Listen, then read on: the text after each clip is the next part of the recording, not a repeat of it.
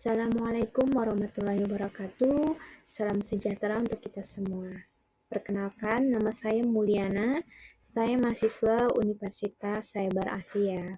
Pada kesempatan kali ini, saya akan memaparkan terkait proposal penelitian saya dalam rangka penyelesaian tugas dari mata kuliah metode penelitian akuntansi yang dibimbing oleh Ibu Nurhayati Siregar.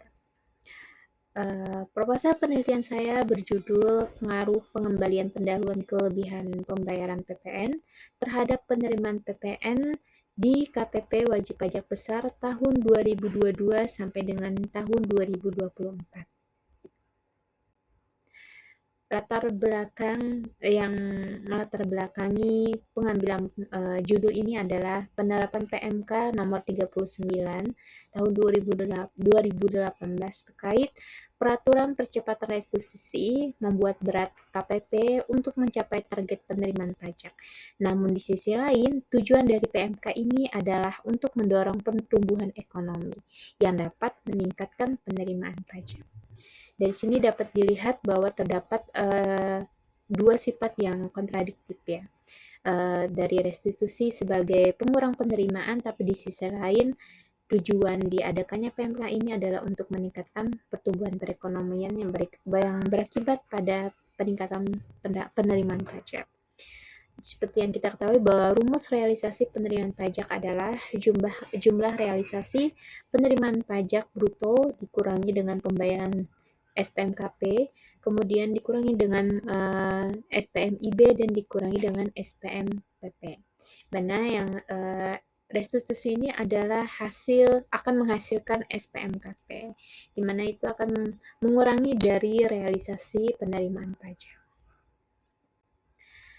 Rumusan masalah pada penelitian ini adalah bagaimana pengaruh pengendalian pendahuluan kelebihan pembayaran PPN terhadap penerimaan PPN di KPP Wajib Pajak Besar tahun 2022 sampai 2024 ya. Berdasarkan latar belakang yang saya jelaskan tadi, akhirnya didapatlah rumusan seperti ini. Tujuan penelitian adalah untuk menganalisis apakah pengembalian pendahuluan kelebihan pembayaran PPN tahun 2022 sampai dengan 2024 memiliki pengaruh yang signifikan terhadap penerimaan PPN tahun 2022 sampai 2024 di KPP Wajib Pajak Besar 2. Dan apakah pengembalian pendahuluan ini memiliki hubungan positif sesuai dengan tujuan yang ditetapkannya PMK 39 ini, atau malah memiliki hubungan negatif sesuai dengan sifatnya sebagai komponen pengurang realisasi penerimaan pajak. Manfaat dari adanya penelitian ini pertama adalah secara akademis. Hasil penelitian ini diharapkan dapat memberikan kontribusi pada perkembangan teori yang berkaitan dengan perpajakan, akuntansi manajemen, dan kajian peraturan. Secara aplikatif, hasil penelitian ini diharapkan dapat membantu KPP Wajib Pajak Besar 2 dalam menyusun langkah-langkah strategis dan efektif untuk mencapai penerimaan pajak tahun yang akan datang. Penelitian ini juga bermanfaat sebagai bahan evaluasi kebijakan percepatan restitusi oleh Direktorat Jenderal Pajak dan Kementerian Keuangan dalam rangka meningkatkan penerimaan pajak nasional. Bagi pihak lain yang berkaitan, penelitian ini dapat memberikan informasi dan referensi dan bahan rujukan untuk menambah khazanah ilmu pengetahuan maupun untuk mengadakan penelitian lebih lanjut mengenai perpajakan dan kajian peraturan. Kemudian landasan teori, indikator penerimaan pajak dalam penelitian ini menggunakan dasar pemikiran dari Supramono dan Teresia Woro Damayanti adalah naik turunnya penerimaan pajak dapat dilihat dari realisasi penerimaan pajaknya. Menurut Supramono, pajak pertambahan nilai merupakan pajak yang dikenakan atas konsumsi di dalam negeri, daerah pabean, baik konsumsi barang kena pajak (BKP) maupun jasa kena pajak (JKP). Pengembalian kelebihan pembayaran pajak atau restitusi adalah pengembalian kelebihan pembayaran pajak yang seharusnya tidak terutang. Kondisi ini terjadi di mana wajib pajak membayar pajak padahal seharusnya tidak terutang pajak.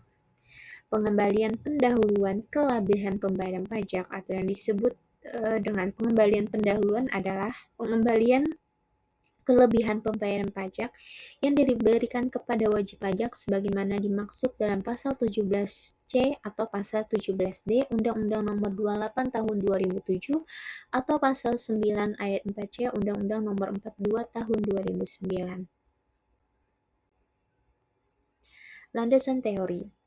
KPP Wajib Pajak Besar 2 merupakan instansi vertikal Direktorat Jenderal Pajak yang bertanggung jawab langsung kepada Kepala KPP, Kepala Kanwil DJP Wajib Pajak Besar dengan wilayah kerja seluruh Indonesia. Sebagai instansi vertikal yang melaksanakan tugas di bidang administrasi perpajakan, KPP Wajib Pajak Besar 2 mendapatkan amanah mengumpulkan penerimaan pajak setiap tahunnya.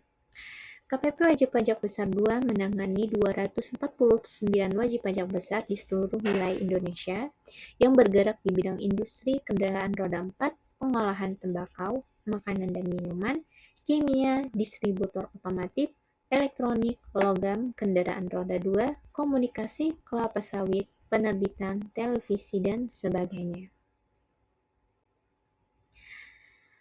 Kerangka berpikir. Jumlah penerimaan PPN merupakan wujud dari realisasi penerimaan PPN dalam suatu KPP. Perhitungan realisasi penerimaan pajak menggunakan berbagai indikator yang mempengaruhi. Salah satu dari indikator tersebut adalah jumlah SPMKP terbit selama periode perhitungan realisasi penerimaan pajak. SPMKP terbit dari adanya restitusi dan pengembalian pendahuluan kelebihan pembayaran pajak. Berdasarkan hal tersebut, maka pengembalian pendahuluan kelebihan pembayaran pajak berpengaruh terhadap jumlah realisasi penerimaan pajak KPP pada periode tersebut atau berpengaruh terhadap jumlah penerimaan pajak. Dapat kita lihat bahwa terdapat kerangka konseptual di mana jumlah penerimaan PPN itu dipengaruhi oleh berbagai faktor. Salah satunya adalah jumlah pengembalian pendahuluan kelebihan pembayaran pajak yang biasa disebut dengan percepatan restitusi. Penelitian terdahulu, penelitian oleh Anjarwi dan Karisma tahun 2021 di KPP Pratama Malang Utara didapat bahwa pengembalian pendahuluan itu berpengaruh sangat signifikan terhadap penerimaan pajak serta memiliki hubungan yang positif, di mana di setiap pembalian pendahuluan kelebihan pembayaran pajak itu akan bertambah pada penerimaan pajak. Sedangkan penelitian oleh Mahfuza dan Maryani tahun 2021 di KPP Pratama Bangkinang, hasil penelitiannya menyatakan bahwa pengembalian pendahuluan ini tidak memiliki pengaruh yang signifikan terhadap penerimaan pajak. Kemudian penelitian oleh Wulandari dan Juwitania di KPP Pratama Palmerah, di mana dalam penelitiannya menyatakan bahwa restitusi tidak memiliki pengaruh terhadap penerimaan pajak. Kemudian penelitian oleh Pratiwi tahun 2018 di KPP Pratama Cibinong, dalam penelitiannya menyatakan bahwa restitusi memiliki pengaruh terhadap penerimaan pajak, serta memiliki hubungan negatif, di mana setiap restitusi bertambah maka penerimaan pajak berkurang. Dapat kita lihat bahwa di penelitian terdahulu banyak sekali ragam hasil penelitian yang didapat ya berdasarkan dengan lokasi penelitian masing-masing.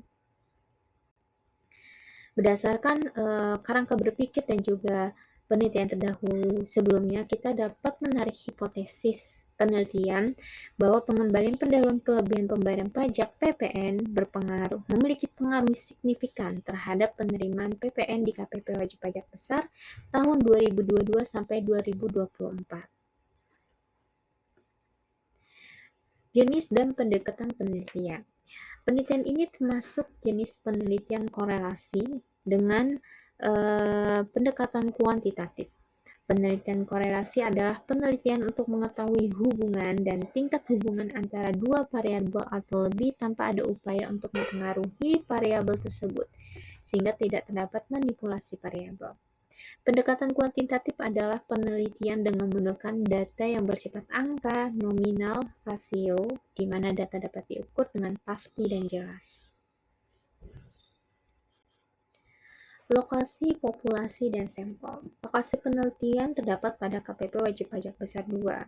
Sedangkan populasi penelitian adalah jumlah penerimaan PPN mulai bulan Januari tahun 2022 sampai dengan bulan Desember tahun 2024. Berdasarkan hal tersebut, maka didapatkan sebanyak 36 populasi dalam penelitian ini.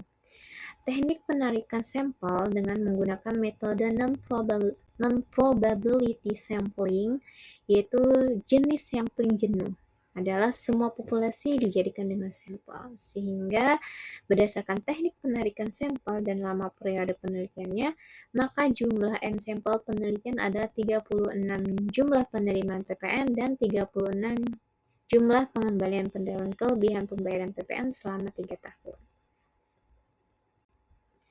Jenis dan sumber data.